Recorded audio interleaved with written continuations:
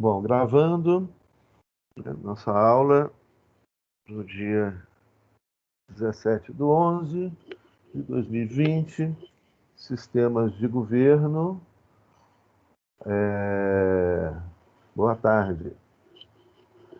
Sistemas de governo e democracia. Bom, nós começamos a discutir, então, na aula anterior, né, a questão dos sistemas de governo, como que a teoria do Estado, né, era a ideia que existia antes, né, no pensamento alemão, era uma teoria geral do Estado que não era contextualizada, né? A ideia, então, da teoria geral do Estado era de que, ao se estudar as estruturas normativas, né, constitucionais, as instituições de um determinado sistema de governo, a relação entre o executivo e o legislativo, né, os seus órgãos, a partir dessa análise, né, normativa, da estrutura normativa, constitucional e institucional, de como que funcionam as instituições, nós teríamos, então, né, nós poderíamos explicar o funcionamento do sistema de governo. Sim, sem dúvida podemos, né, mas como uma máquina, mas essa máquina tem que ser preenchida de pessoas, né? E essas pessoas carregam cultura, história, estão inseridas em uma sociedade, né, que tem sua forma de organização social, política, econômica, né, e assim por diante. Logo, né, essa máquina, essa estrutura normativa, né, institucional, constitucional, né, ela vai funcionar de maneira diferente em sociedades diferentes.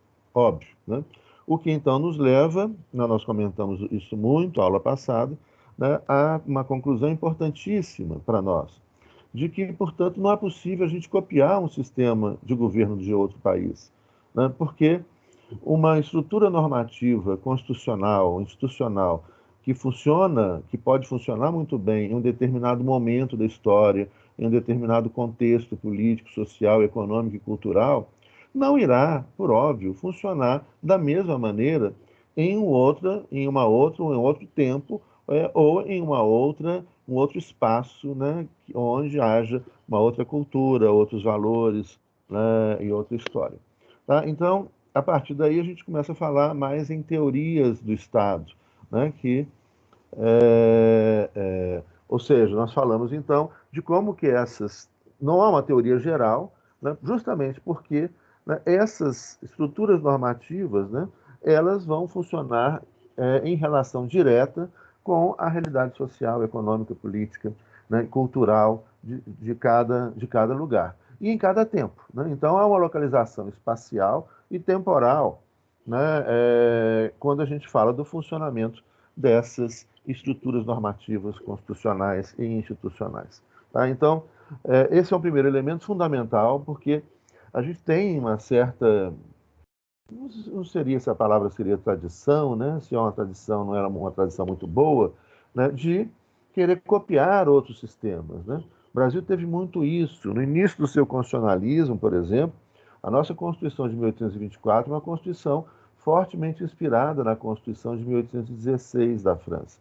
A nossa Constituição de 1891, né, é fortemente inspirada na Constituição norte-americana de 1787. Né? E talvez apenas a partir da década de 1930, obviamente, né, sempre em contato com o que está acontecendo do resto do mundo, etc., mas a nossa Constituição de 34 já é uma Constituição que tem mais, né, uma cara brasileira, ou seja, obviamente que ela dialoga, né, com outros movimentos constitucionais, o constitucionalismo social no México, né, a Constituição de Weimar na Alemanha, a ascensão do discurso social, né, pela Europa, o mesmo a influência do social-fascismo, né, que chega ao poder em 1922 na Itália. Né, essa Constituição de 34, ela vai misturar, nós estamos inseridos no mundo, né, então não tem como, a gente influencia e é influenciado. Mas a gente não copia o modelo constitucional, né, a gente constrói um modelo constitucional a partir dos movimentos constitucionais que vão acontecendo, né, especialmente a Constituição do México, 1917, a Constituição de Weimar, de 1919, né, e todo o complexo movimento político, social e econômico da década de 1920. Tá? Então, aí ela não é copiada, né, ou seja, eu diria, ela tem inspirações, né, especialmente nas duas primeiras constituições sociais, México e Alemanha, 1917 e 1919, respectivamente, mas tem ali a marca, né, mais clara, né, da repercussão desses movimentos aqui no Brasil. Então, isso posto, né, vamos voltar para a análise do sistema parlamentar, do sistema presidencial, onde nós falamos que nós vamos encontrar três grandes características e, ao mesmo tempo, três grandes diferenças entre o sistema presidencial e o sistema parlamentar. A primeira, né, é no sistema presidencial, ele vai trazer a ideia de uma plena separação de poderes. Então, lembra que eu mostrei aqui esse desenhozinho maravilhoso aqui na aula passada, né? Onde está aqui uma representação gráfica do sistema presidencial. Olha lá, você tem os três poderes, executivo, legislativo e judiciário, separados, independentes, mas há mecanismos de controle entre eles, né? O que nós vamos chamar, então, desses mecanismos de freios e contrapesos, né? A expressão norte-americana para o presidencialismo norte-americano, que é criado na Constituição de 1787 nos Estados Unidos, né? A ideia de checks and balances. Né? Então, seria esses mecanismos que mantêm ou procuram manter o equilíbrio entre os três poderes. E nós mencionamos também, apenas lembrando, né, que, entretanto, essa busca do equilíbrio nem sempre ela é conseguida, ou seja, nem sempre ela tem sucesso. Então, há momentos tanto no presidencialismo norte-americano, brasileiro, como no resto da América, a maior parte dos sistemas de governo na América Latina, né, por influência norte-americana, são sistemas presidenciais. Né? E esses sistemas, então, vão comportar, né, oscilações, ou seja, momentos onde há uma preponderância do executivo, né, um poder, por exemplo, uma liderança carismática, né, de um determinado presidente, uma liderança personalista, né, ou então um momento que sobressai o poder legislativo, que muitas vezes compromete o funcionamento adequado do poder executivo, ou em outros momentos se sobressai o poder judiciário, mas isso são distorções, que devem ser distorções passageiras, né? Mas é isso, nós estamos falando de uma máquina inserida dentro de contextos, né, de relações humanas, sociais, culturais, então é óbvio, né, que isso não vai funcionar, né, como se fosse uma máquina sem seres humanos, né? Nós somos complexos, ainda bem, né? Nós nos insurgimos, a gente muda, a gente se transforma, a gente não se conforma, ainda bem, né? Então, essa coisa, né, de um funcionamento assim de uma nave espacial, né? Ou de um avião de alta tecnologia, né? Onde há uma estabilidade muito grande, né, nos sistemas humanos, né, de governo, que envolve política, discussão, cultura e etc., né, é normal que hajam, né, distorções, instabilidades, mas também há um limite, né, para as distorções e para essas instabilidades ou momentos de instabilidade política. Bom, então, já o sistema parlamentar, né, ele está representado dessa maneira aqui, olha lá. Aqui, então, tem uma interseção, viu? Né, onde está aqui o executivo, o legislativo e o judiciário autônomo. Né? Isso aqui, então, do sistema parlamentar é a marca essencial do parlamentarismo, ou seja, no sistema parlamentar, o executivo pode influenciar no funcionamento do legislativo e vice-versa. Isso é o cerne, é o núcleo, é a essência do parlamentarismo. O sistema parlamentar é mais complexo, ele cabe mais variações do que o sistema presidencial, que é mais simples e mais personalista, né? O sistema parlamentar tende, procura diminuir o personalismo, embora também exista um personalismo no sistema parlamentar, nós vamos dar exemplos, muitos, né, muitos exemplos, mas ele procura diminuir essa personificação muito grande do poder que existe no presidencialismo. Mas o núcleo ali do funcionamento qual é? O povo deve ser fiscal dessa relação entre executivo e legislativo. O povo escolhe os deputados escolhem o primeiro-ministro, né? Então o povo escolhe o poder legislativo e é o legislativo que escolhe o executivo. Tá? Então, em geral, como eu já disse também, só os deputados participam da escolha do primeiro-ministro. Mas existem exceções. Então, aí uma coisa também vocês têm que colocar na cabeça. A complexidade, são 193 países que adotam sistemas de governo diferentes, etc. Então, há muitas variações. Um sistema não é exatamente igual ao outro, né? Porque não tem como, a história, né, das sociedades, dos países, das pessoas são distintas, né? São diferentes. Então, é nesse sentido que há muitas, mas o sistema parlamentar, por ser mais complexo, ele permite mais variações, ele tem mais detalhes, né? Então, mas o cerne, o núcleo dele é justamente isso, ou seja, se o povo está feliz com o governo, né, o povo vai apoiar o governo e eleger parlamentares que mantenham esse governo, né? Se o povo está infeliz com o governo, ele pode legitimamente e deve pressionar o parlamento para que o parlamento derrube o governo. E aí, então, existem esses dois mecanismos, né?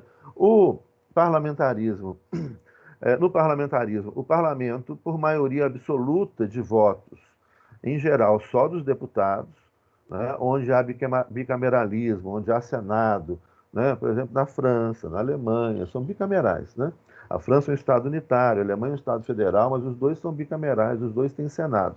E o Senado, em geral, é uma casa de representação, né, dos Estados membros, uma representação territorial, no caso da França, uma representação das regiões francesas. Então, em geral, o Senado não participa dessa escolha e da queda do primeiro-ministro. Mas nós citamos o caso da Itália, onde participa. Então, há sempre exceções, né? Mas vamos entender a ideia geral. E o povo, então, se o povo está insatisfeito com o governo, ele pode legitimamente pressionar o parlamento, e o parlamento, a qualquer tempo, por maioria absoluta, ou seja, 50% mais um de todos os deputados, pode derrubar o governo.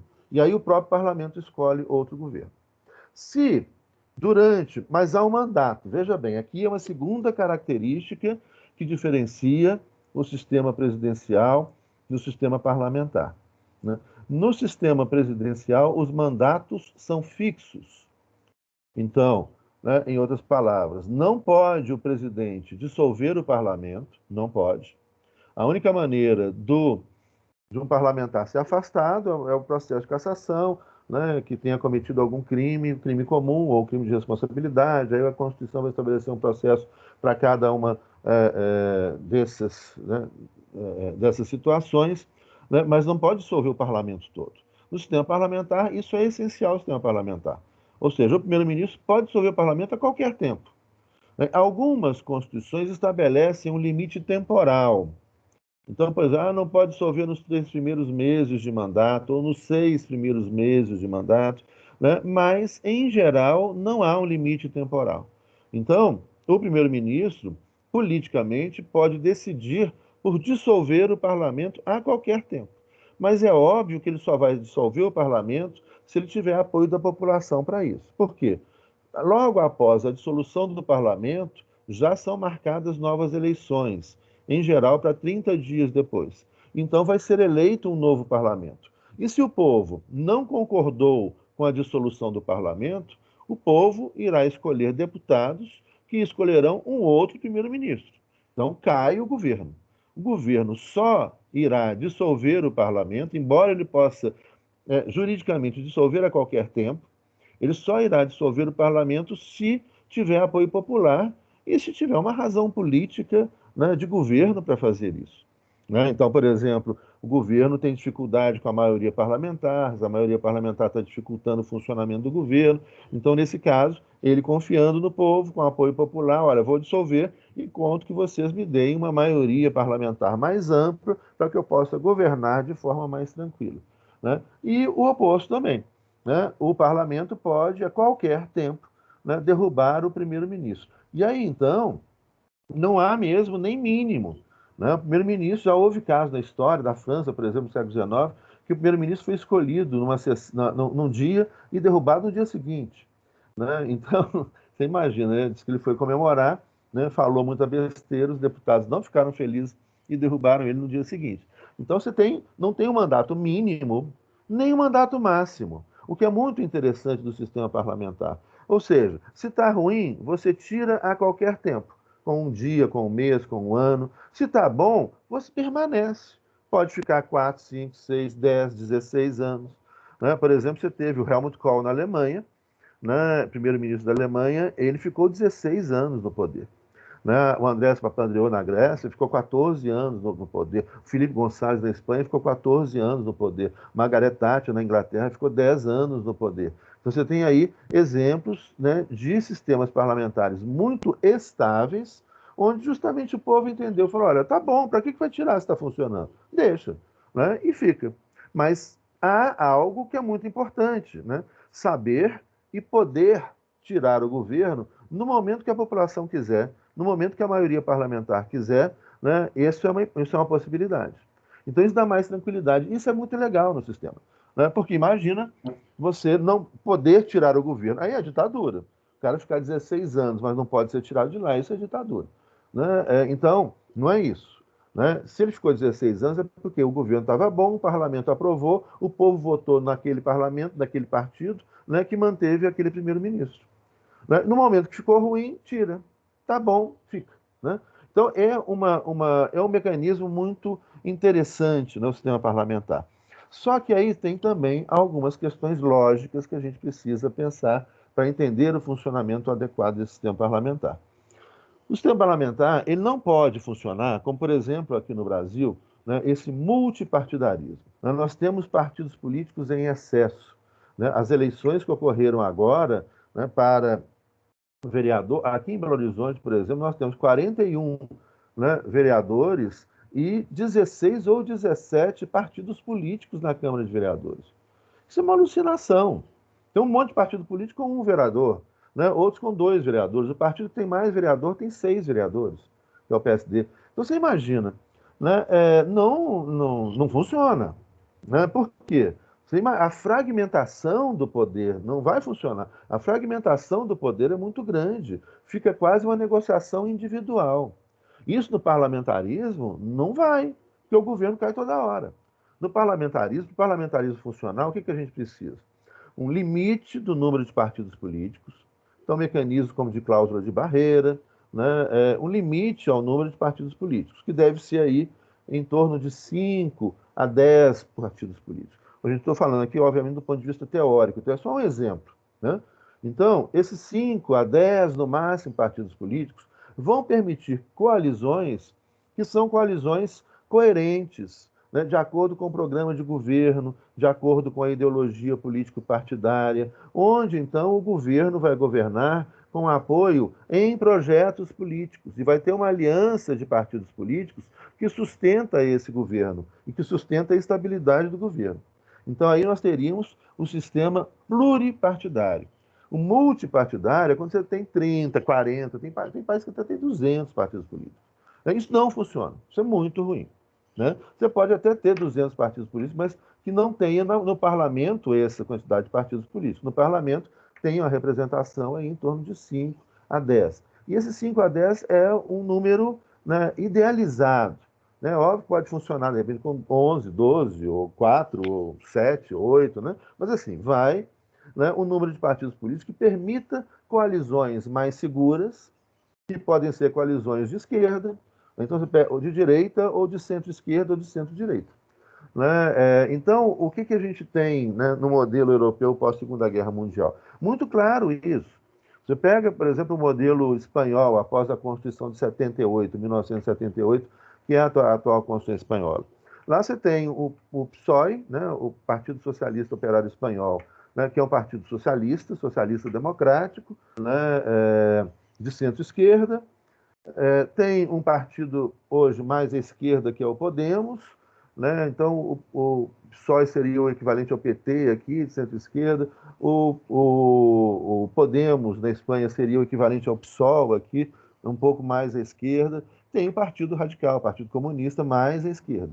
E à direita você tem o Partido Liberal, o Partido Conservador, e hoje na Espanha tem um partido horroroso de extrema direita, que é o Vox, né, que é um partido de inspiração fascista.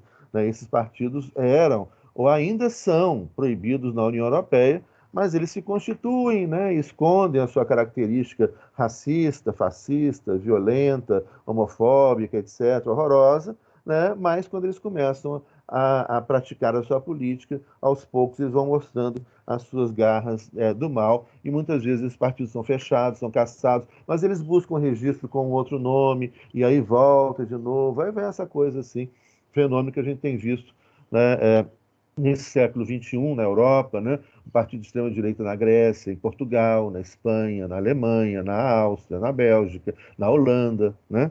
Então isso assusta, né? Mas, enfim, eles têm sido mantidos sob controle. Inclusive, na Alemanha, foi muito interessante um episódio que aconteceu não faz muito tempo, vocês devem ter acompanhado na imprensa. Na Alemanha, o sistema parlamentar, no Estado Federal, né, na Alemanha, e nos Estados membros também tem o parlamentarismo. E no Estado membro da antiga Alemanha Oriental, que era a Alemanha socialista, né, polarizou entre um partido de extrema esquerda e um partido de extrema direita. Né? Então, e os partidos de centro ficaram ali no meio dessa briga, sem saber para onde ir. O vencedor da eleição foi o partido mais à esquerda, que é o Der Link, né, o antigo Partido Comunista da Alemanha Oriental. O Der Link venceu a eleição. Só que os socialistas, que são centro-esquerda, historicamente na Alemanha não se aliam aos comunistas, porque eles já brigaram no passado, ou seja, na Alemanha Ocidental, por exemplo, que é capitalista, que era capitalista, não existe mais Alemanha Ocidental. Virou uma grande Alemanha de capitalismo social, mas a Alemanha Ocidental é de capitalismo social, e os sociais-democratas governaram a Alemanha Ocidental. E do outro lado tinha a Alemanha Oriental, que era socialista, de economia socialista e governada pelo Partido Comunista. Então, esses já se estranharam. Então, não ocorre na Alemanha o que ocorre no resto da Europa e no resto do mundo, alianças, por exemplo, entre socialistas e comunistas, como ocorre aqui no Brasil, por exemplo, também. Né?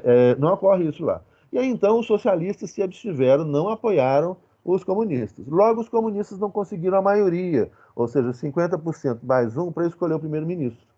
Como os comunistas não conseguiram, aí o partido de extrema-direita, né, tentou fazer a maioria e contou com o apoio da União Democrática Cristã, que é um partido que se colocou logo após a Segunda Guerra Mundial como partido de capitalismo social, mas é um partido que foi depois caminhando para uma perspectiva de direita mais neoliberal. Mas mesmo assim, né, longe do que é esse neoliberalismo aqui. Ou seja, a Alemanha tem saúde pública, tem educação pública, tem previdência social, tem políticos de moradia, de transporte público, etc. Então, não é essa coisa de acabar com todos os direitos sociais, não. Então, mantém, então, ainda, inclusive no seu estatuto, a partir da União Democrática Cristã da Angela Merkel, essa lógica de um capitalismo social, né, que foi lá no nascimento desse partido pós-Segunda Guerra, logo após a Segunda Guerra Mundial, com Konrad Adenauer, né, essa economia social de mercado, né, bem-estar social, saúde pública, educação pública, com economia de mercado regulamentada, livre iniciativa, livre concorrência, né, um social-liberalismo, vamos dizer assim. Só que essa União Democrática Cristã, nesse estado da Alemanha, fez aliança com os nazistas. E aí, a Angela Merkel e outros, né, membros do Partido Social Cristão, da União Democrata Cristã, né, ficaram indignados com isso. E Angela Merkel interveio, né, nesse Estado e obrigou o partido político a largar a aliança com os nazistas. Né? E isso foi feito. E os nazistas não conseguiram a sua maioria. Né? Então, isso aí é um exemplo dessas conformações políticas, né? No momento, no século XXI, né, de um tempo para cá, a gente vem vivendo uma certa radicalização, mas tomara que isso esteja passando, né? E um bom sinal foi que o Trump perdeu as eleições, né? Então, aí uma grande liderança que incentivava a extrema-direita radical, né? E os fascistas e nazistas pela Europa vai sair do poder, felizmente, para o mundo inteiro, né? E aí talvez então a gente volte para uma política, como era a política do pós-guerra na Europa Ocidental, que é uma política mais centrista, né? Ou seja, você tem uma alternância entre governos de centro-esquerda e centro-direita, né? Entre socialistas e liberais.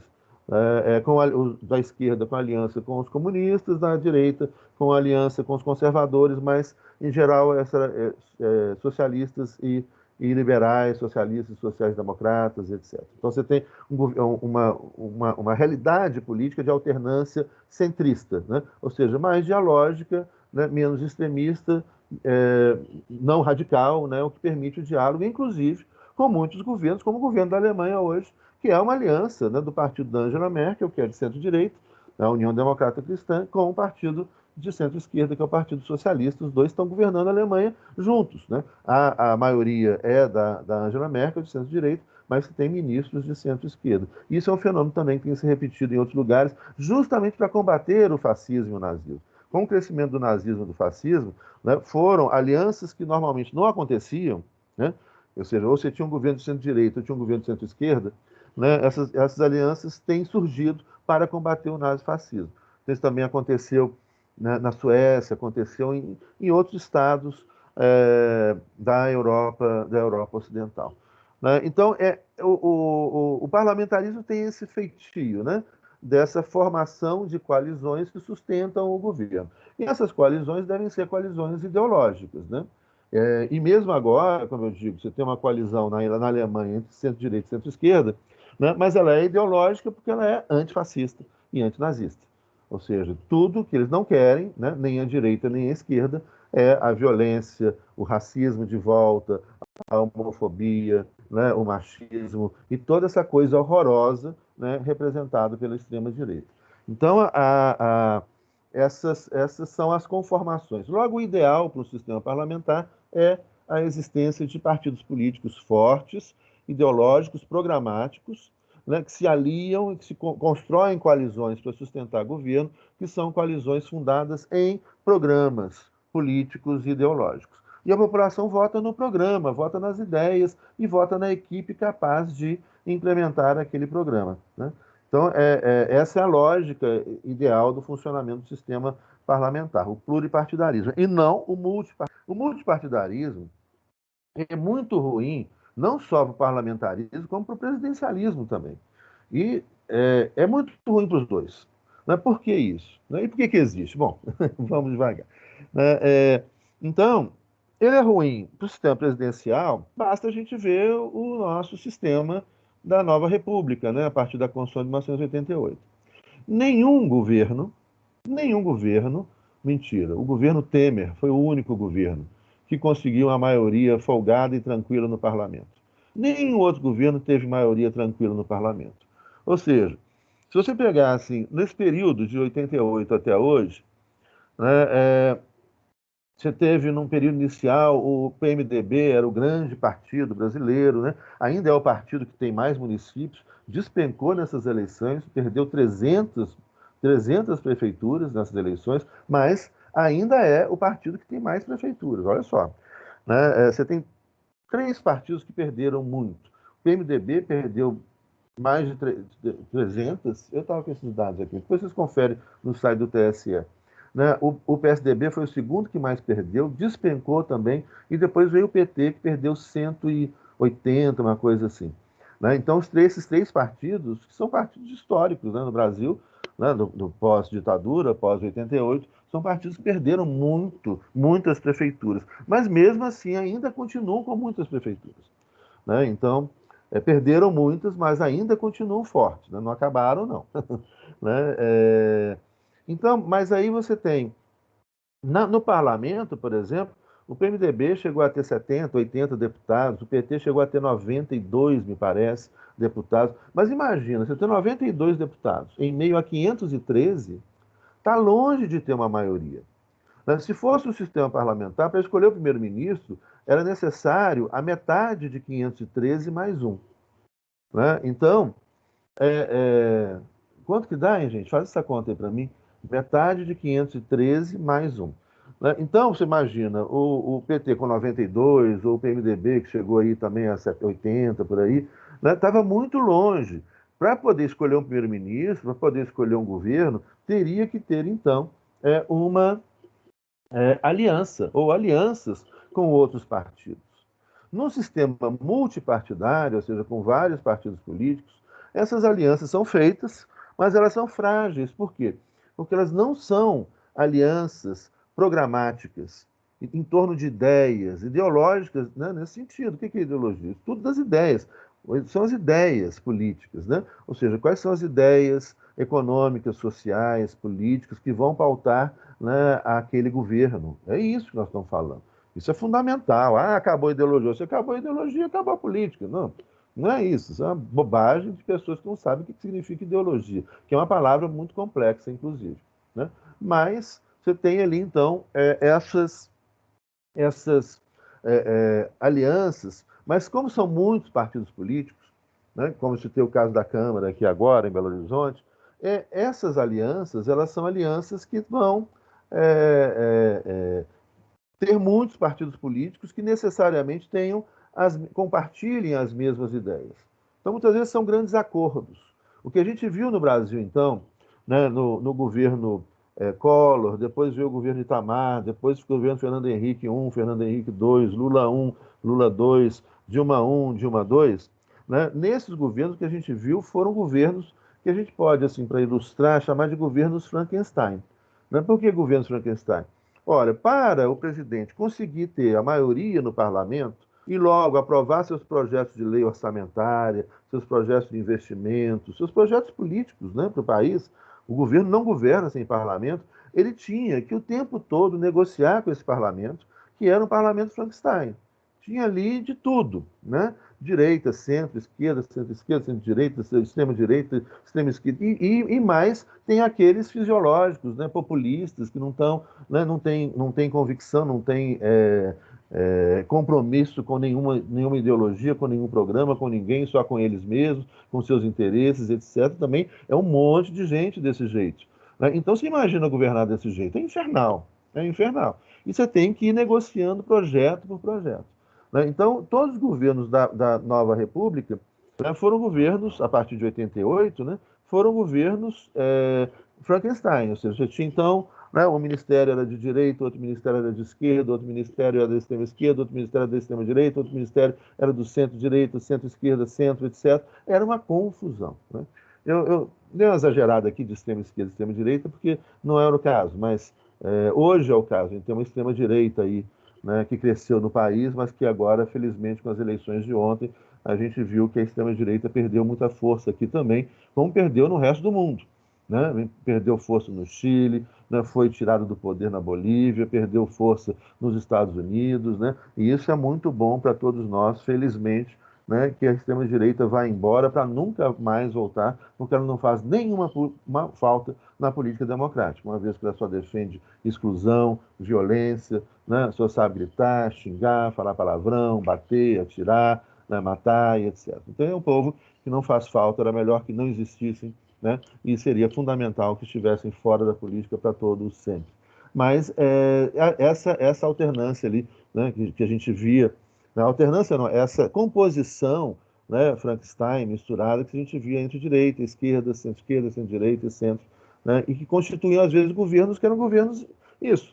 Você tinha uma linha política, por exemplo, no Ministério da Educação, uma outra linha no Ministério da Saúde, uma outra linha no Ministério da Economia. Por exemplo, pegaram o governo Lula, né, que as pessoas falam que isso é estupidez também, né? Isso é desconhecimento, ignorância, comunista. Não tem nada de comunista, foi um governo social-democrata. Mas o governo Lula foi um governo Frankenstein também. O PT não tinha maioria no parlamento. E aí ia fazendo alianças com outros partidos de centro-esquerda, centro, e até com partidos de direita, como fez aliança com o MDB de Temer, que é de direita, brava.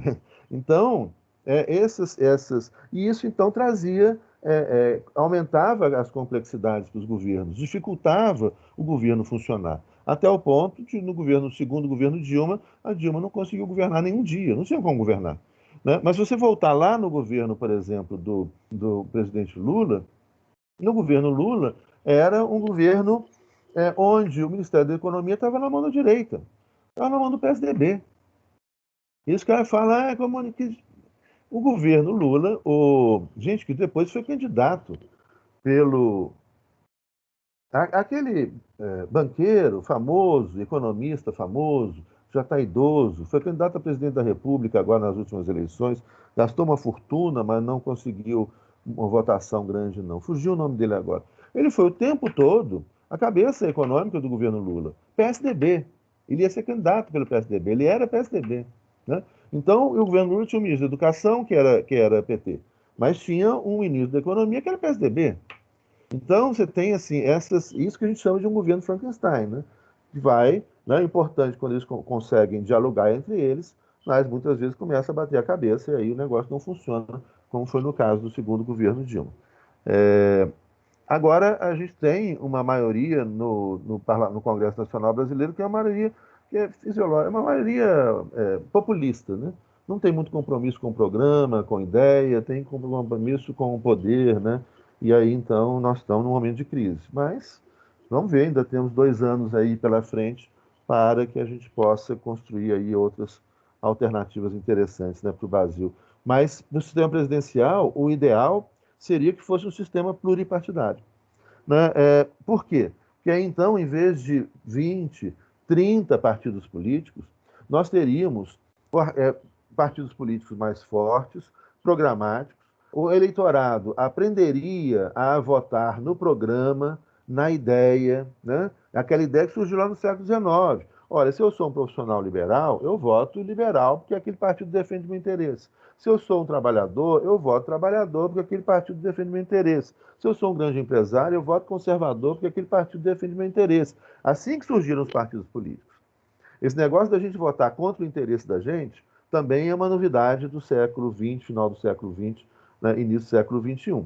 Né? E aí entram as fake news, as mentiras, as pessoas ficam no meio de tudo isso confusas, né, e votam, né, continuamente, sistematicamente, muitas vezes, contra o seu próprio interesse, contra o interesse, né, da sua vida e das pessoas que o cercam, né, e, enfim.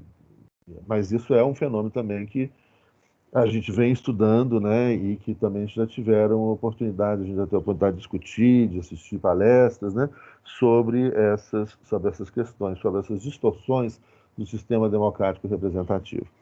Né? Mas, então, é, é, no sistema tanto parlamentar como presidencial, o pluripartidarismo ele é ideal por quê? Porque vão ter em torno de 5 a 10 partidos políticos no parlamento. Né? Esses partidos são mais ideológicos, há fidelidade partidária, né? Há um diálogo em torno de projetos, de ideias, e não de nomes. Né? Então, isso é muito importante.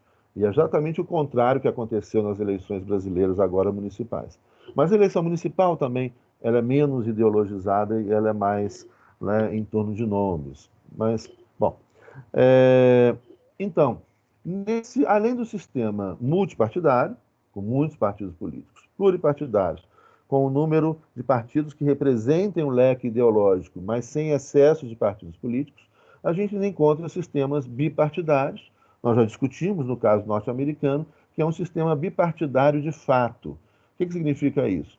Embora existam vários partidos políticos, só 2 partidos políticos se revezam no poder desde sempre, né? Porque a campanha eleitoral é muito cara, as doações de campanha das empresas, né, dos empresários, dos bilionários, etc., vão para os partidos que defendem os interesses desse grupo. Né? E a campanha é muito cara. Você tem a campanha, né, de US$ 1 bilhão já há muito tempo. Né? A campanha do Biden agora chegou a US$ 6 bilhões. De onde vem esse dinheiro? Não é dinheiro público, porque o financiamento público existe, mas ou você escolhe ou público ou privado, e o público é muito pequeno, então não dá para comprar horário de televisão, não dá para aparecer, não dá para ser eleito a nada, né? Então só resta o financiamento privado, que faz que seja direcionado para esses 2 partidos políticos que representam o universo político, ideológico da direita. Né? Os democratas, né, que são. Você tem os democratas conservadores, como Biden, né? Você tem democratas liberais, né, ou mais liberais, como o Obama, né? Tem democratas mais à esquerda, né? Como gente, como é que ele chama? Esse que foi candidato agora de novo, né? Enfim, mas os democratas vão assim no espectro que vai da direita conservadora, direita liberal, né? E uma leve pincelada agora, de um tempo para cá, né? Numa centro-esquerda, né? Enquanto já os republicanos também se vai encontrar ali uma direita liberal, uma direita conservadora e uma extrema-direita, né, representada pelo Trump. Então, o partido é mais à direita que o outro, mas os dois são de direita, os dois defendem o mesmo sistema econômico, defendem as mesmas políticas, né, externas, etc. A gente já discutiu isso, como discutimos, né, o sistema norte-americano. Então, é um bipartidarismo de fato. Esse bipartidarismo, no sistema parlamentar, que não é o caso norte-americano, É o caso inglês. No caso inglês, você tem um sistema bipartidário também, de fato. Existem vários partidos políticos, mas você tem dois partidos políticos que se revezam ali no poder. Né? E aí, então, que era, a partir da Primeira Guerra Mundial, os trabalhistas, centro-esquerda, e os conservadores, centro-direita. Esses partidos se revezam no poder desde a Primeira Guerra Mundial. Antes, século XIX até a Primeira Guerra Mundial, eram os liberais e os conservadores, os dois de direita. A partir da Primeira Guerra Mundial, são os trabalhistas e conservadores, um de centro-esquerda e o outro de centro-direita ou direita. Dentro dos conservadores, você tem alguns mais à direita, como, por exemplo, a Margaret Thatcher, né? Extremamente conservadora, embora se autonominasse, né, ultraliberal. Né? O ultraliberalismo é o conservadorismo radical, né, disfarçado. Né? Aqui, no caso da Inglaterra, então, você tinha esse revezamento, né, durante muito tempo, em trabalhista e conservador, mas o bipartidarismo no sistema parlamentar faz com que o primeiro-ministro seja muito forte. Isso é muito interessante. Né? Por quê? Porque ele é escolhido pelo parlamento. E na Inglaterra, quem participa do governo é o parlamento. Né? Existe a Câmara dos Lordes, que seria o equivalente ao Senado, mas a Câmara dos Lordes, ela, no máximo que ela pode fazer é protelar a entrada em vigor de uma lei. Né? Ela não participa além disso. Então, ela é uma casa conservadora que, no máximo, pode virar para o parlamento, né, para a Câmara dos Comuns, e falar: olha, devolva essa lei e pensa mais nisso aí. Mas quem tem a última palavra é sempre a Câmara dos Comuns, que é quem escolhe o primeiro-ministro. E logo a Câmara dos Comuns, né, o primeiro-ministro vai ter sempre a maioria, né, uma vez que é um bipartidarismo de fato. Né, tem um terceiro partido hoje, o Partido Liberal, mas ele cresceu, depois já recuou de novo, continua o bipartidarismo de fato, o que faz com que todos os governos ingleses, né, sejam governos majoritários. Ou seja, o primeiro-ministro, ele governa com muita tranquilidade. Ele está pilotando, aí ele está pilotando mesmo, uma nave espacial, assim, em voo, né, um avião, um jumbo em voo de cruzeiro, assim, sem nenhuma perturbação, sem nenhum mau tempo, né, porque ele sabe, né, ele é líder do partido majoritário na Câmara, num sistema constitucional, né, que não há uma Constituição escrita codificada e onde a Constituição ela é modificada por maioria simples. Então o cara governa com muita força. O primeiro-ministro da Inglaterra tem muita força. Por quê? Ele só é primeiro-ministro se ele tem apoio do parlamento. Né? Ele governa sempre com a maioria parlamentar. Já no sistema pluripartidário, também o primeiro-ministro tem muita força, como no caso da Alemanha, mas aí já tem uma aliança. Né? Então tem o Partido Socialista Espanhol, que se junta que pode se juntar com outro partido de centro-esquerda, ou com o Partido Liberal, ou o Partido Conservador, e aí vão fazendo alianças, né, o que já exige uma maior negociação, porque não é um único partido. Embora em determinados momentos, esses partidos, tanto a União Democrata Cristã como o Partido Socialista Alemão, centro-direita e centro-esquerda, já tiveram maioria sozinhos. Aí, quando tem maioria sozinho, ou seja, 50% mais um dos deputados, aí o governo fica mais tranquilo ainda, porque o cara tem a maioria do seu partido, né, e sabe que os planos de governo, etc., que ele enviar, vão ser aprovados. Né? Não é esse inferno aqui que se passa, né, no Brasil, onde você tem que negociar cada projetinho de lei. Espera aí, só que aqui o Freud começou a latir. Peraí. Ah, tá agitado ali. Tá uma cachorrada aqui em casa, agora eu falei para vocês. Né? Bom, então, essa, essa, esse sistema, esse sistema, né, pluripartidário faz com que existam, então, governos mais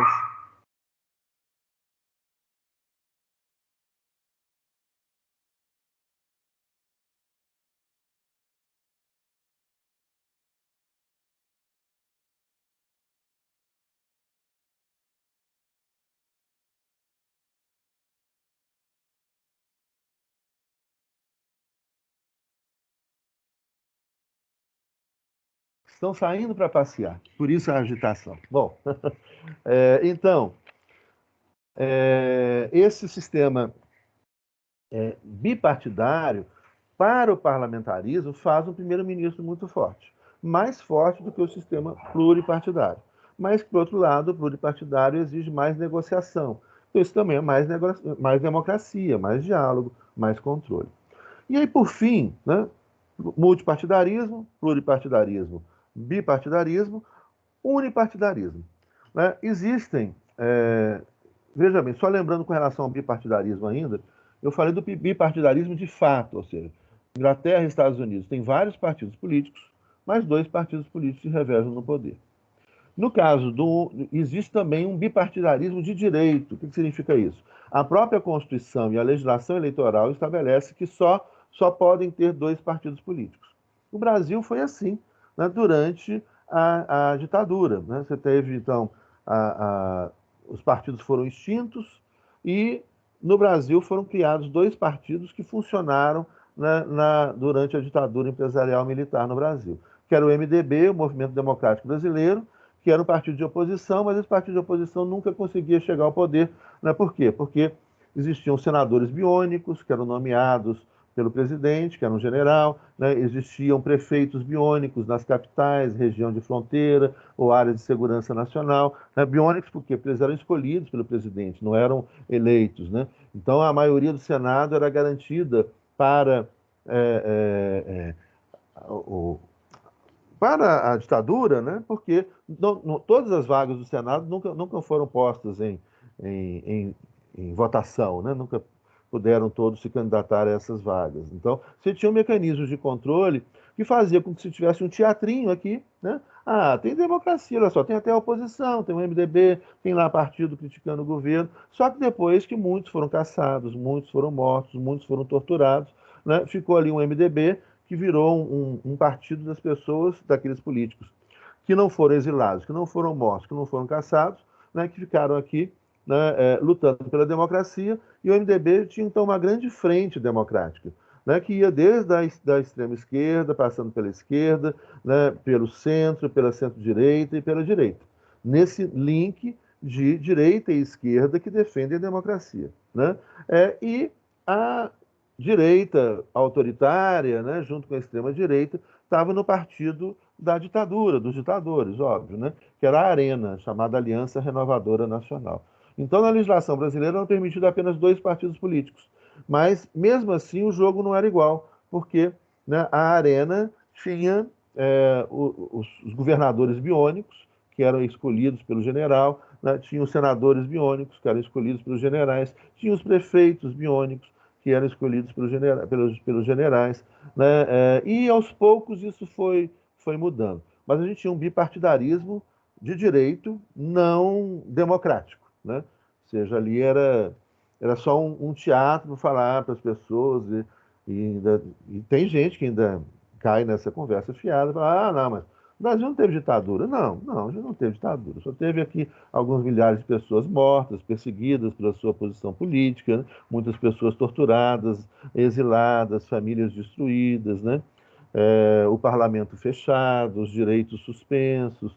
Né? E depois, quando o parlamento funciona dentro dessa lógica bipartidária, mas com um MDB que era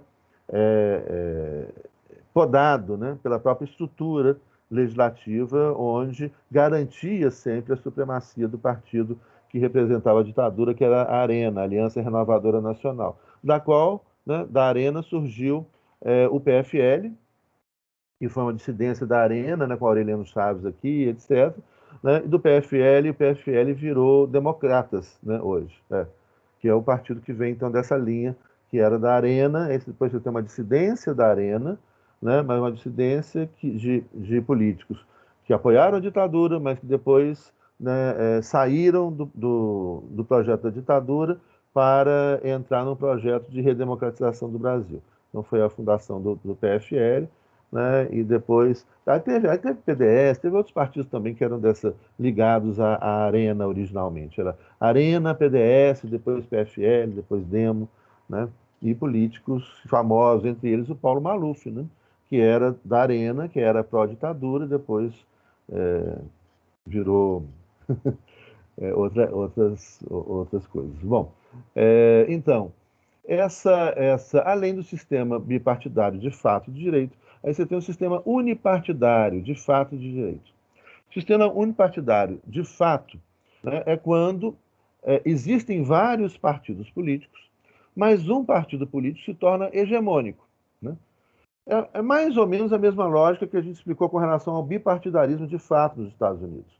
Ora, existem vários partidos políticos, mas só dois partidos políticos têm condição real, poder econômico, organização em todos os distritos eleitorais, pelo país afora, etc., para fazer governadores, presidentes, senadores, deputados, etc.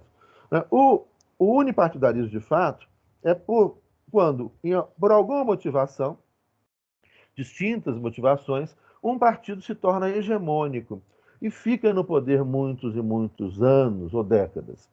Exemplo, o PRI, Partido Revolucionário Institucional Mexicano, é um partido que é criado após a Revolução Mexicana.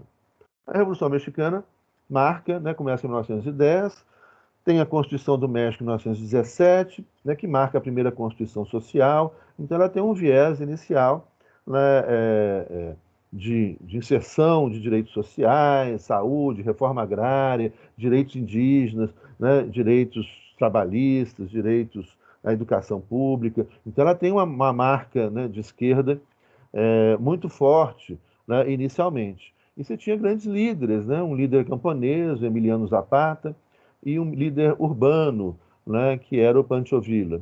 Né? Esses líderes vencem no processo revolucionário, começa em 1910, mas que, quando chegam ao poder, né, eles são afastados, e quem vai assumindo o poder, Pancho Villa depois é assassinado, Zapata também, né? E vão chegando ao poder aqueles filhos dos grandes fazendeiros, etc., que traziam aquele ideal, né, social-democrata, de uma construção social-democrata, que vai repercutir nesse constitucionalismo mexicano no início.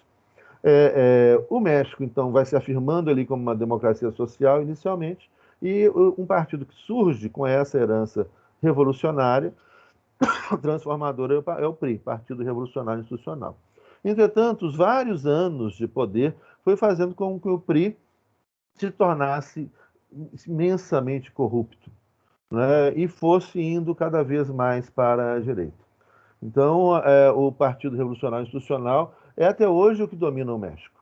Atualmente, nós temos um governo, que é um governo de esquerda no México, né, que venceu o PRI nas urnas. Mas o último governo era o governo do PRI, e que era um governo de direita neoliberal conservadora. Lembrando que neoliberalismo não é liberal, né? Na verdade, uma expressão do conservadorismo, do grande capital. Então, o México vai tendo o mesmo partido, né? Ele vai ganhando raízes no poder, não larga o poder, não larga, vai se corrompendo, os caras vão se tornando milionários, e aí vai indo para a direita, até o atual governo do México, que depois, desde a Revolução Mexicana, né, representa um partido, uma alternativa ao PRI, que governou o México durante décadas. Um outro exemplo também de um unipartidarismo, né, é o exemplo japonês, onde o Partido Liberal, né, termina a Segunda Guerra Mundial, o Japão é ocupado pelos Estados Unidos vai... estão voltando os cachorros. Estados Unidos vai fazer uma distribuição, né, de propriedade privada, uma espécie de uma reforma agrária, né, no Japão, distribuir propriedade privada de meios de produção, criar as bases de um Japão, né, liberal, né, intervém no poder japonês, né, impõe uma constituição de caráter liberal, e o Partido Liberal Japonês passa a dominar a política japonesa aí durante décadas também. Desde a pós-Segunda Guerra Mundial até hoje, o Partido Liberal teve pouco tempo fora do poder. Atualmente ele não está mais no poder, né? Teve um tempo curtíssimo de um governo socialista e depois um tempo mais de um governo mais nacionalista, né? Que volta agora com essa onda nacionalista que vai se expandindo pelo mundo. Bom, e ali, além dos partidos do sistema unipartidário, que aí pode ser tanto no sistema presidencial, e ele é mais no sistema presidencial, mas pode existir também no sistema parlamentar, né? Que é o caso do Japão, que é parlamentar, o México é presidencial. Você tem ainda um sistema unipartidário de direito, ou seja, então é quando a própria legislação, é o mesmo caso do bipartidarismo, quando então a legislação e a Constituição estabelece, né, a existência de um governo de um partido único. Governos de partido único, eles foram muito mais comuns nos governos liderados pelos partidos comunistas após no caso da União Soviética, após a Primeira Guerra Mundial, e no caso do resto da Europa e do mundo pós-Segunda Guerra Mundial. E por que que isso acontece? Tem uma explicação para essa escolha, né, nesses estados socialistas, né, mas que também nos Estados Unidos, no século XIX, né, houve a defesa de que os democratas e republicanos se unissem num só partido. E a ideia seria isso: nós todos defendemos, né, um mesmo projeto, uma mesma política, um mesmo modelo de país, um mesmo projeto de país, não tem por que a gente ficar brigando entre a gente, e a gente então vai fazer uma unidade. Essa unidade durou 4 anos apenas, depois desapareceu e voltou para o bipartidarismo. Há alguns autores norte-americanos que falam num unipartidarismo de competição.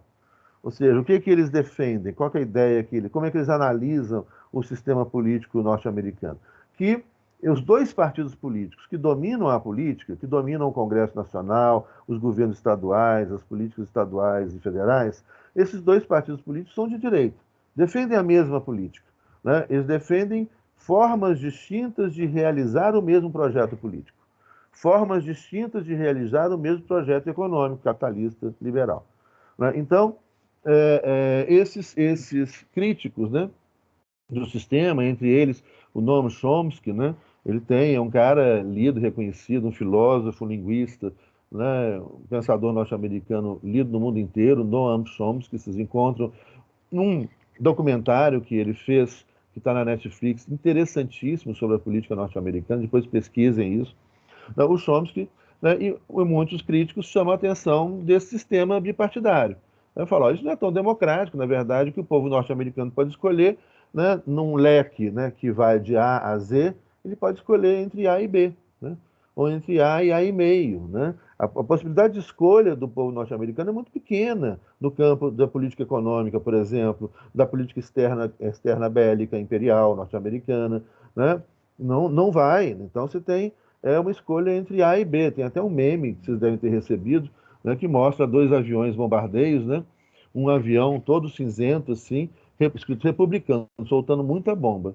E o avião de baixo, né, aí escrito, né, Black Lives, Black Lives, como é que é? Eu lembro que tem a bandeira gay, etc., mas o avião soltando bomba do mesmo jeito, que é os democratas, né? Os democratas, eles trabalham mais com a ideia de pluralismo, de diversidade interna para a política norte-americana, né? Mas na política econômica, algumas variações maiores, mais recentemente, ou então na década de 30, com o Franklin Delano Roosevelt, né? Mas, em geral, é mais do mesmo ali, né? Então, seria um unipartidarismo de competição, como alguns chamam, né? É um partido único, que é uma ideia única, mas onde você tem 2 grupos que brigam entre si, né, ou que competem entre si, para ver quem realiza melhor aquele mesmo projeto de país, de economia, de sociedade. É, óbvio que isso é uma característica, mas existem muitas dissonâncias, existe muita coisa acontecendo, né, além desse sistema fechado norte-americano. Na sociedade norte-americana, que é uma sociedade plural e que é uma sociedade em movimento, e a gente tem acompanhado isso também. Bom, no sistema unipartidário, você teria, então, essa ideia, né? No caso dos governos comunistas, liderados pelos partidos comunistas, a opção pelo unipartidarismo tem uma justificativa teórica, né, que, obviamente, muitas vezes, na prática, foi distorcida por um pragmatismo político, né, ou por distorções autoritárias na política, né, desses países. O caso, por exemplo, do stalinismo, né? O Stalin, na União Soviética, ele era completamente dissonante à ideia do socialismo inicial, que era um governo coletivo, né, um governo que deveria ter espaço para todo mundo, né, sem discriminação de cor, etc, etc, etc. Só que aí, né, o cara fecha o regime, a recém-formada União Soviética é atacada por países do mundo inteiro, né, principalmente pelos impérios, né, França, Inglaterra, Estados Unidos, etc. Tem que se defender, né, militarmente, se fecha, e aí vem o Stalin, que fecha tudo. E tem um período aí muito grande onde ele constrói a ideia de um socialismo num único país, né? Porque a ideia era de que o socialismo e a revolução de construção de uma sociedade comunista deveria ocorrer em todos os lugares, né? Onde todo mundo seria, então, viveria numa sociedade livre da opressão do capital, etc. A gente já comentamos também esses conceitos, né, em aulas anteriores, não vou repetir isso aqui. Mas há essa distorção autoritária, ou no caso de Stalin, totalitária, né? Então, o stalinismo seria um totalitarismo de extrema esquerda. O totalitarismo de extrema direita, o Estado total, onde acaba a ideia de indivíduo, qualquer liberdade, etc., controle total do Estado sobre a vida das pessoas. No sistema, nossa, ia falar aqui, no sistema de extrema direita é o nazismo, com Adolf Hitler, e o fascismo com Mussolini. E as várias outras formas nazifascistas se espalharam para o mundo inteiro. A gente teve também outros governos fascistas e nazistas pelo mundo afora. E o stalinismo, né, seria a extrema esquerda, né, o totalitarismo, né, dentro de um projeto, né, que há uma diferença muito grande entre os dois. Né? Ou seja, os dois são totalitários, os dois são violentos, né, e isso é comum. Né? E o stalinismo também se tornou nacionalista, porque o socialismo e o comunismo era internacionalista. O stalinismo virou nacionalista. Então, vocês têm algumas coisas comuns. Né? Mas, assim, por que o fascismo e o nazismo não é de esquerda? Porque ele é financiado pelas grandes corporações e pelas grandes empresas capitalistas do planeta. Pelo senhor Ford, né? pela General Motors, pela Standard Oil, pela Shell, pela Krupp, pela Mannesmann, né, pela Mercedes-Benz, né, pela Thyssen, pelo Sr. Krupp, né, pela Fiat, pelas grandes empresas, né, que financiaram o fascismo alemão, o fascismo italiano, o fascismo japonês e o fascismo que se espalha naquele período para o resto do mundo. Tá? Então, o fascismo é um regime totalitário onde as grandes empresas financiam o Estado que vai atuar a favor das grandes empresas, vai ter um discurso social, mas vai atuar em benefício das grandes empresas, a serviço das grandes empresas. Então, não tem nada de esquerda, não tem nada de esquerda no fascismo, só o discurso, né? Ou só o nome. O Partido Nazista era Partido Nacional Socialista Operário Alemão, um partido que é anti-operariado e antissocialista. Né? Então, ali era o discurso para cooptar o povão, para cooptar os trabalhadores, para enganar o povão, para enganar os trabalhadores. Tá? Então, é muito importante, a gente já falou isso, né? Já comentamos isso também, não vou voltar de novo a esse assunto. Então, ali você tinha uma ideia também de partido único na extrema-direita, né? O partido nazista na Alemanha, né? O partido fascista na Itália.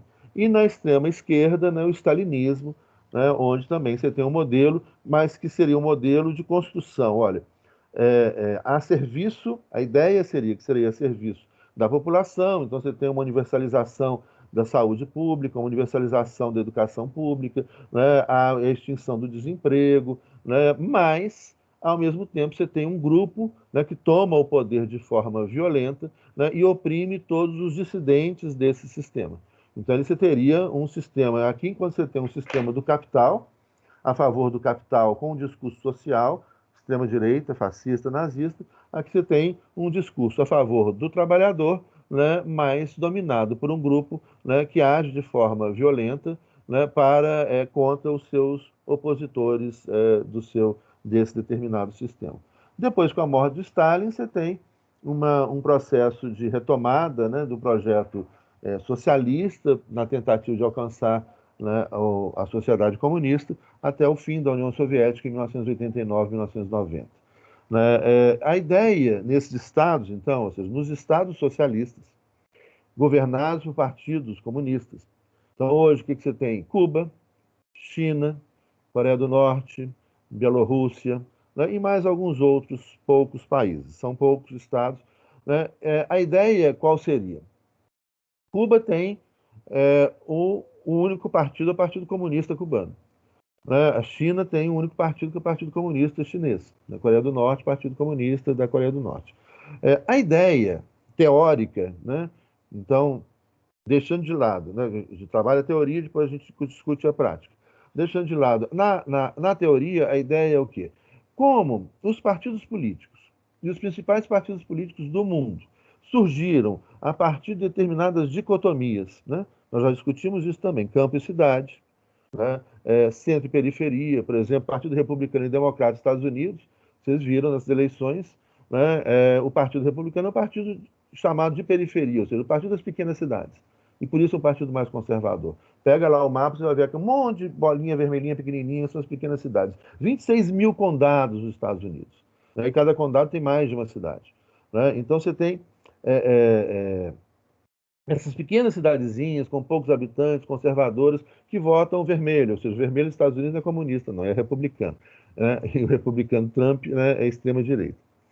Então também essas cores também não vai pela cor, não. Mas no Brasil está tão, né, tão superficial, gente, tão idiota, né? As pessoas brigam por cor de camisa. Às vezes o sujeito sai com a camisa vermelha, né? O cara começa a xingar o sujeito. Fala, o cara pode virar e falar, olha, eu sou republicano, eu sou Trump, né? Eu sou de extrema direita, não sou de esquerda. Mas essa idiotice vigente, assim, mas que vai passar também, vai ser superado. E aí, então, né, e as bolinhas azuis são maiores, porque são os grandes centros urbanos, onde os democratas têm mais voto, né, por serem mais liberais nos costumes, etc.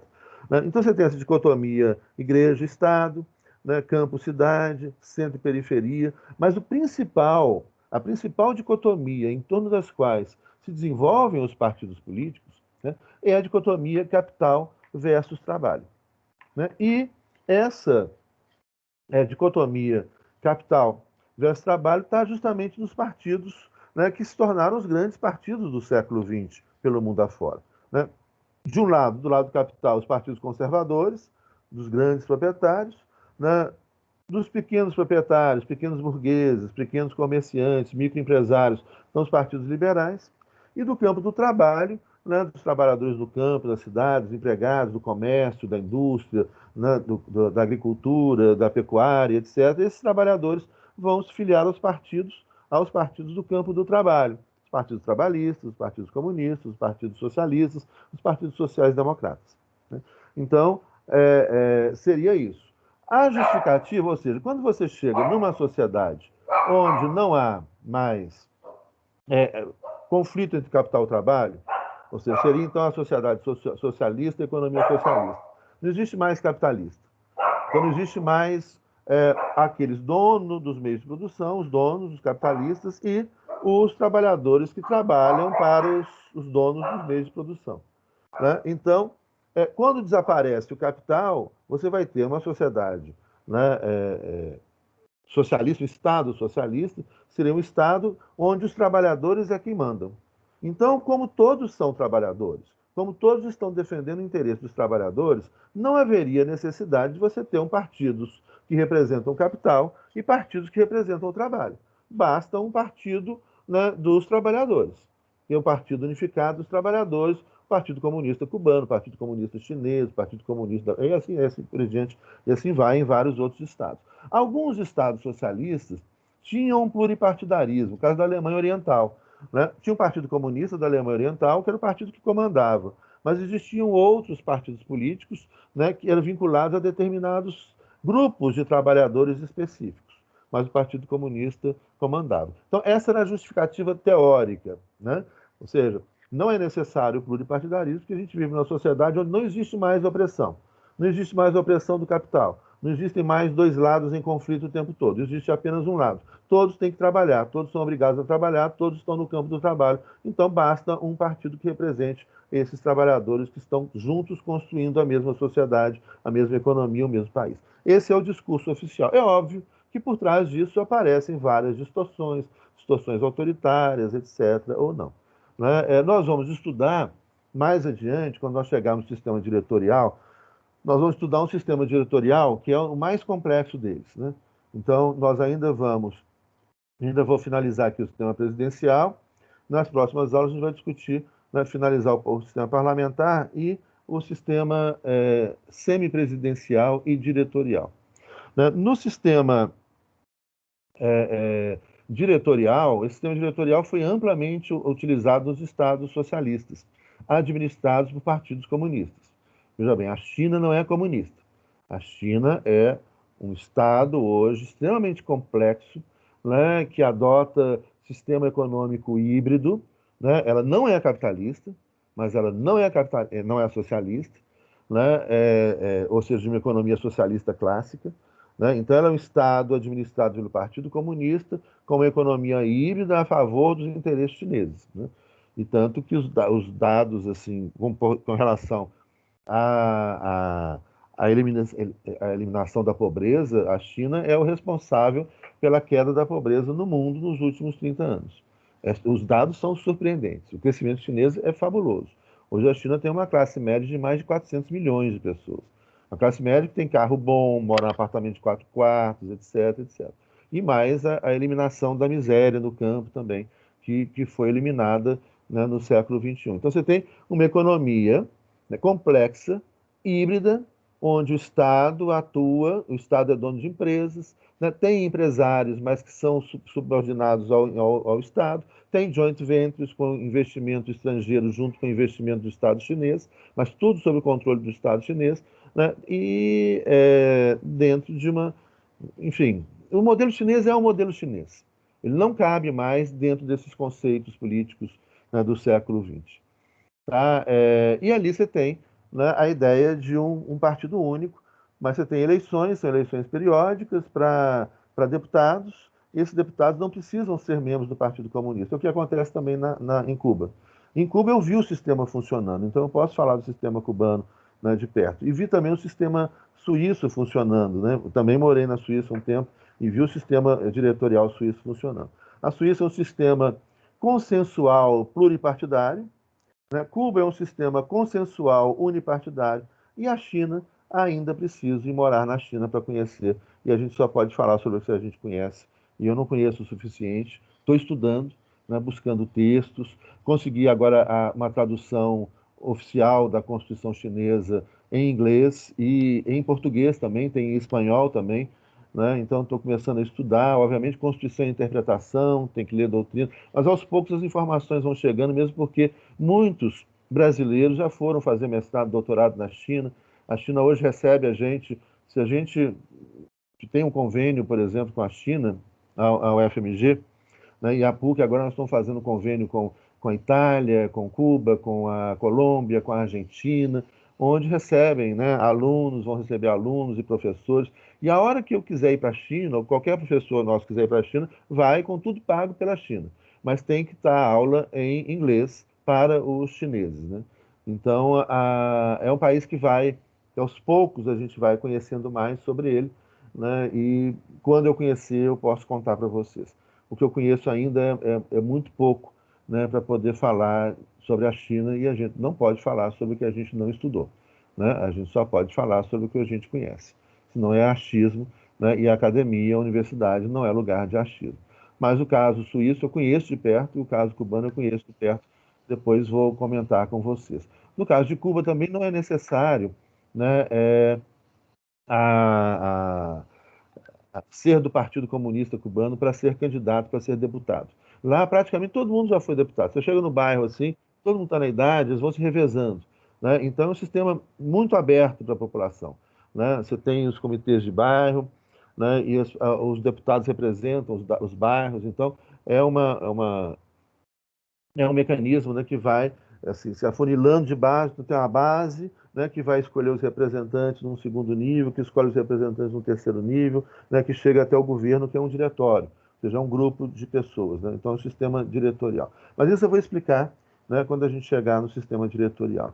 E aí, finalizando, então, o sistema presidencial, né, além da característica de uma plena separação de poderes e mecanismos de freios e contrapesos, além, né, de mandatos fixos, nós já comentamos isso também, né? Ou seja, a única maneira de afastar o presidente é pelo processo de impeachment, que é crime de responsabilidade. Não se pode afastar o presidente por motivações meramente políticas. Tem que haver a caracterização de um crime de responsabilidade e o presidente tem que ser julgado por esse crime de responsabilidade, vai ser julgado pelo Senado, que na ocasião será presidido pelo presidente do STF. Né? Não há o afastamento político do presidente da República. Por esse motivo, né, juristas do mundo inteiro e do Brasil, mais de 600 juristas já escreveram, né, livros, artigos, etc., sobre o que acontece, né, aqui é, é, no Brasil em 2016, que não foi o impeachment, foi um golpe de Estado. A presidenta Dilma não cometeu nenhum crime de responsabilidade, isso ficou demonstrado, comprovado, né, depois pelo Tribunal de Contas da União, por todas as autoridades fiscais, que leram, que estudaram, que viram, não teve nada daquilo. né? Então ela foi afastada politicamente. E o afastamento político no sistema presidencial não é possível, mas é possível no sistema parlamentar. Mas nós não temos um sistema parlamentar, né? Daí que então se falou, né, e falamos hoje, dentro da teoria do Estado, em golpe de Estado. 2016, tecnicamente, foi um golpe de Estado, né? E aí, então, esse mandato fixo, então, enquanto o sistema parlamentar não há mandatos fixos, né? Ah, e uma última característica do sistema presidencial é que no sistema presidencial há um acúmulo de funções na pessoa do presidente da República, enquanto no sistema parlamentar não há esse acúmulo de funções. O que seria? O presidente da República, ele é uma espécie de super-homem, né? É uma criação norte-americana que se explica historicamente, porque nos Estados Unidos, primeiro foi feita uma confederação. E o povo norte-americano se identificava com cada um com o poder no seu estado. Aquelas 13 colônias que viraram estados, né? Ali, Filadélfia, Virgínia, etc. Então o povo se identificava com o poder dentro do seu estado. Só que esses estados formam uma confederação, ou seja, uma união de estados soberanos, para enfrentar a guerra com a Inglaterra.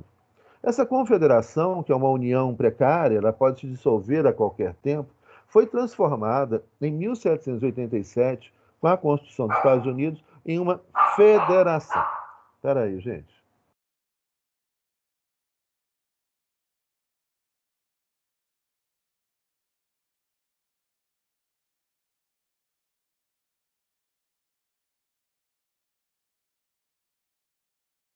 Hoje está difícil aqui. Numa federação, em 1787. E aí, então, nessa federação se tornou, a gente já estudou, né, isso aí, essa federação vira uma federação, uma união indissolúvel, né, de agora estados autônomos com parcelas de soberania, mas que abdicaram da sua soberania para a União.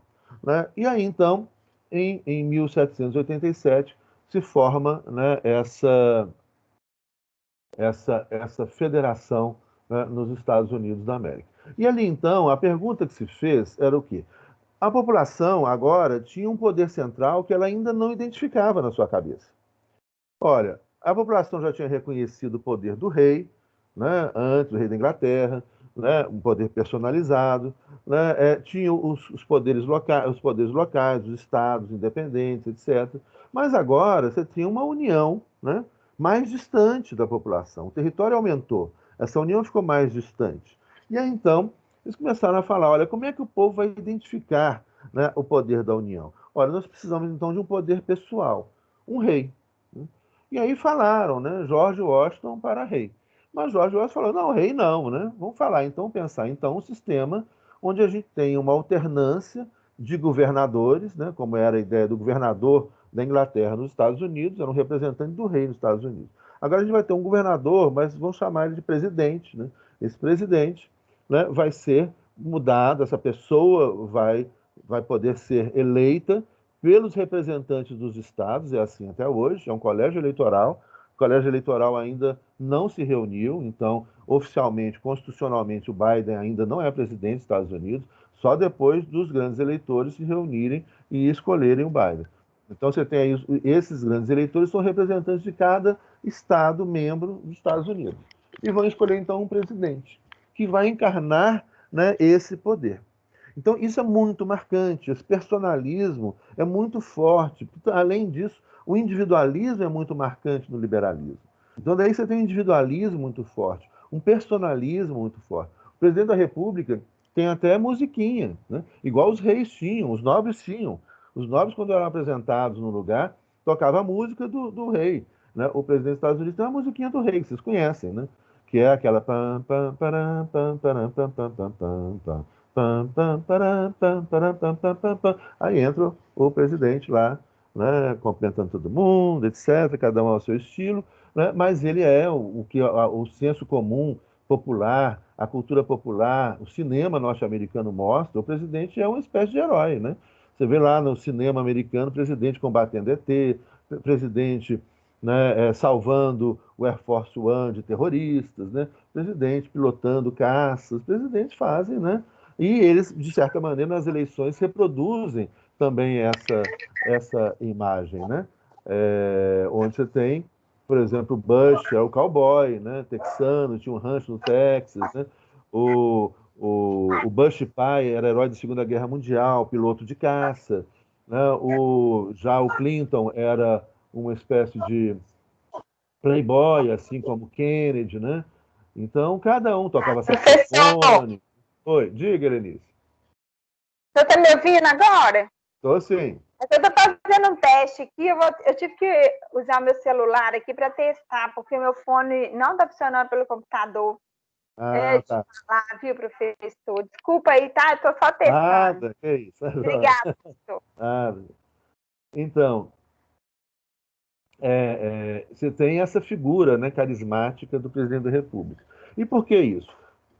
Constitucionalmente, o presidente da República ele é chefe de Estado, significa que ele representa o Estado norte-americano, aqui no Brasil, brasileiro, ou qualquer sistema presidencial, ele representa o Estado, né, nas relações internacionais. Ele é chefe de governo, o que significa, numa federação como os Estados Unidos ou Brasil, ele é chefe de governo da União. Ele não manda no governador, não manda no prefeito, mas ele é chefe do governo da União. É chefe de um dos poderes da União. Né? Também, esse chefe de Estado é um poder simbólico, né? Ele representa o país. Né? O chefe de governo, ele é um poder de fato, né? Ele governa e ele, além disso, ainda é chefe da administração pública, civil e militar.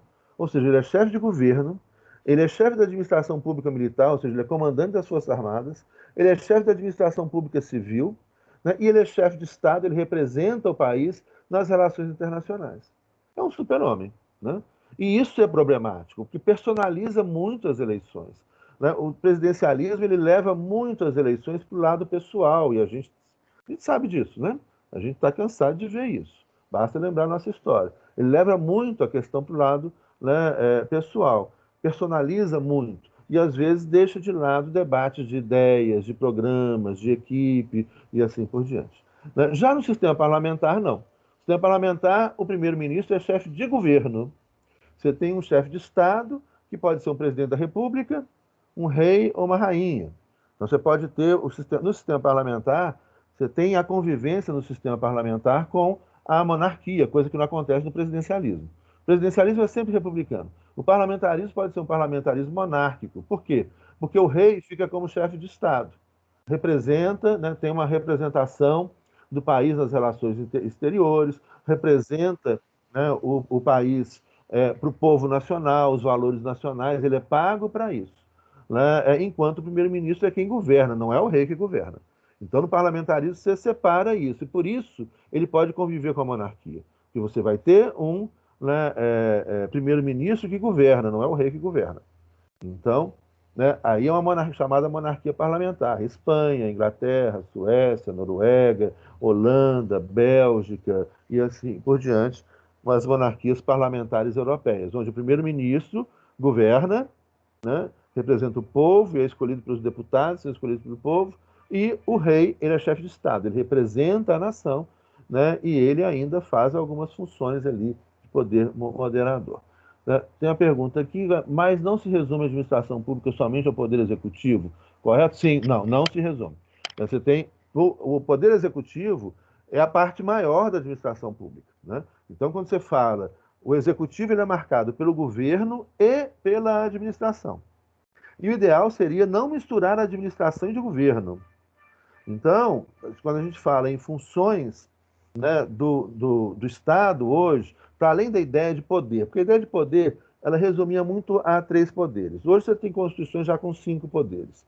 Mas se a gente falar em funções permanentes do Estado, a gente vai além dos poderes. Algumas dessas funções se confundindo com os poderes. Por exemplo, uma função administrativa, né, ela deve, é adequado que ela seja separada da função de governo. Né? Administração, gestão do dia a dia de um hospital, de uma escola, Paraná. Né? Governo é que define as políticas públicas. Então, governo, administração pública, esses dois geralmente é o forte e estão juntos no poder executivo. Mas numa administração mais avançada e mais democratizada, você separa uma administração autônoma de um governo. Né? Então, governo, administração preponderante no executivo. mas você tem a função judicial, jurisdicional, de dizer o direito, né, no conflito para resolver o conflito, dizer o direito para o caso concreto. Poder Judiciário. O Poder Judiciário tem que ter uma função administrativa, né? Nós já comentamos isso. Ele tem que ter uma função administrativa para fazer funcionar o Poder Judiciário. Além disso, tem Poder Legislativo, né, que faz as leis. Só o Legislativo faz as leis. Mas esse Legislativo também tem que ter uma estrutura administrativa para poder funcionar. Então, você tem os servidores do Legislativo, do Judiciário, do Executivo, né? E aí, quando você separa, você tem a grande administração pública apta a cumprir as funções do governo e aqueles que estão diretamente permitindo o funcionamento diário da estrutura governamental, né? Então está lá administração, governo, a função administrativa, função de governo, função legislativa, função jurisdicional ou judicial, né? Função de fiscalização, que seria, na Venezuela, um quarto poder, poder de fiscalização. Aqui no Brasil é um quarto poder também, que é o Ministério Público. Embora a Constituição não fale em quatro poderes, na prática o Ministério Público se transformou num poder. Então, essa teria essa quinta função, função de fiscalização. Está aqui os tribunais de contas, está aqui o Ministério Público Federal e Estadual. E você teria ainda uma função simbólica, que no sistema parlamentar você teria um cara que é pago para exercer as relações internacionais, nas relações diplomáticas, que é um chefe de Estado, que pode ser um rei, né, uma rainha, um duque, um grão-duque, né, uma grã-duquesa, uma princesa, ou um presidente, que é eleito para essa função de representar o Estado das relações internacionais. Por exemplo, a Itália, a Alemanha, a Áustria são sistemas parlamentares republicanos, onde tem um presidente, no caso da Alemanha, ele é eleito pelo parlamento para representar a Alemanha, né, como função, como chefe de Estado. Mas quem governa é o primeiro-ministro, e não o presidente. Na Itália você tem um presidente, que é o chefe de Estado. Ele é uma espécie de poder moderador, né? Mas quem governa é o primeiro-ministro. Tá? Então, no sistema... então, você tem essas funções, né? Então, vamos ver lá, ó, de novo, né? Função administrativa, função de governo, função legislativa, função judicial, função de fiscalização, né? Função simbólica, né? Que é muito importante. E essa mistura entre a função simbólica e a função de governo, ou seja, poder simbólico e poder real, poder de governo, isso dá complicação, porque você distorce. Em vez de você votar para um projeto, em vez de votar para um grupo, para um partido político, você vota para fulano de tal, né? Isso é muito forte no Brasil, muito forte. E a gente vê isso da nossa história republicana, né? E na história a partir de 88. Por exemplo, né, o que é o Fernando Henrique e o PSDB? O Lula e o PT. Tem uma pesquisa que mostra, por exemplo, no final do governo Lula, o Lula tinha a aprovação de 80% da população brasileira. O PT, como é que era? Peraí. É isso, o Lula tinha aprovação de 80%. O governo, o Lula, então, pessoa, Lula, amo Lula, 80% de aprovação. O governo tinha cerca de 70% de aprovação. Olha só como é que o povo, então, já separa governo da figura do líder, né? E o PT tinha 40% de aprovação, né? Então, o povo, na cabeça do povo, se mistura, né? Olha, tem o líder, que eu adoro, tem o governo dele, que é quase tão bom quanto ele, e tem o partido dele, que não é tão importante quanto ele, né? Isso é muito do presidencialismo, isso é ruim para a democracia, né? Mas é uma característica do sistema presidencial, que tem um acúmulo de funções na figura do presidente da República. Bom, gente, falei demais, né? Quase todo mundo foi embora, então é bom eu terminar antes que eu fique falando sozinho. Né?